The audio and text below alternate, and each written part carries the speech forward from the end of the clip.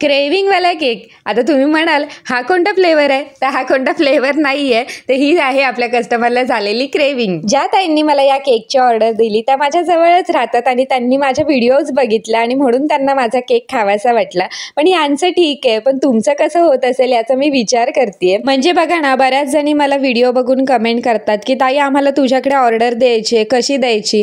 पण मी राहते महाराजांच्या राज्यात, म्हणजे रायगड जवळच्या एका छोट्याशा गावामध्ये. मग आता तुम्ही सांगा की मी तुमची ऑर्डर कशी घेऊ. पण मी मात्र एक गोष्ट तुम्हाला सजेस्ट करू शकते की तुम्ही ना तुमच्या जवळच्या होम बेकरकडूनच केक घ्या, कारण बेकरीपेक्षा होम बेकर्सचे केक खूप टेस्टला छान असतात. तर चला, आज आपण बनवत आहोत मँगो फ्लेवर केक. त्यासाठी आपण 2 क्रश मिक्स केले. एक आहे तो फ्रूट पीचवाला आणि एक आहे तो नॉर्मल आपला क्रश आहे, तो मी मिक्स केला. कारण की बरेचदा पीस जास्त होतात आणि रस्सा सॉरी, मी इकडून डायरेक्ट तिकडे उडी मारली.